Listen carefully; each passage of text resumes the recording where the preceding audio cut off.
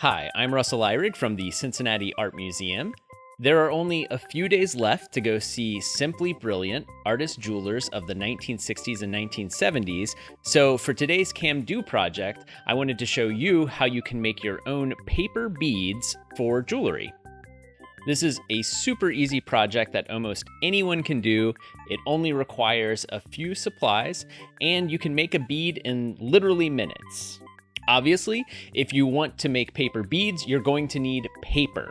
Now, I used scrapbooking paper, but I'll talk more about your different options later. You'll also need some type of glue. I used Mod Podge, which probably works the best for this project, but you could also use regular white glue if you have that. You'll also want a brush to apply glue with.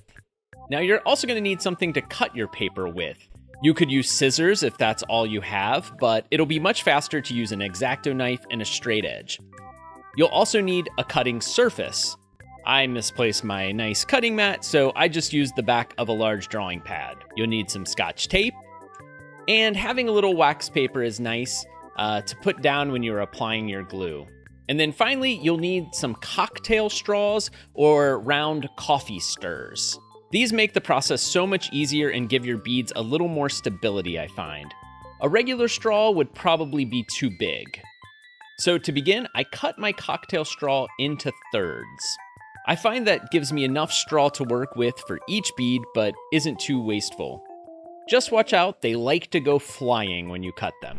Next, you need to cut your paper into a really long, skinny triangle. I just made it the length of the paper, and I begin with one end about the same width as my Scotch tape, and then ending at a point. I find that the more narrow you make your triangle, the more round your bead will be.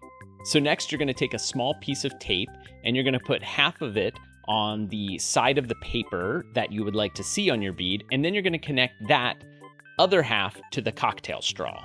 Now, it's time for glue. You're going to brush glue all the way down the back side of your paper triangle and make sure to coat everything.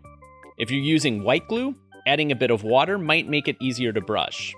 Now, all you have to do is roll the paper up very tightly onto the straw, making sure each layer of the paper is sticking to the layer below.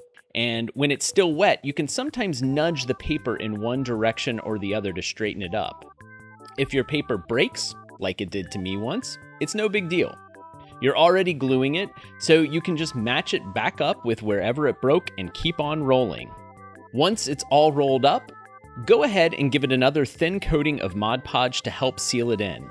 I set mine aside on some wax paper to dry so it didn't stick to anything, but if you have some styrofoam or floral foam, you could just stick the straw straight in it to dry it standing up. Once the bead is dry, which shouldn't take too long, you can trim off the extra bits of straw from the side, and then you're done. You'll have a cool paper bead that you can use to make necklaces, bracelets, whatever you'd like. Now, I mentioned the different paper types. I originally tried this with magazine paper, and I liked how it looked with the different images on the magazines and seeing how they would look when they were all rolled up. But the paper is much, much thinner, so I found my beads didn't have a lot of dimension. They were a lot flatter. The scrapbooking paper is thicker, so it's nice because it builds up more dimension to the bead, so you get that round shape a lot easier. The trade-off is that the thicker paper can sometimes be a little harder to wrap and will want to spring back a bit, but I didn't find it to be much of an issue with the Mod Podge. I also made a few of these with a glue stick, which was way less messy.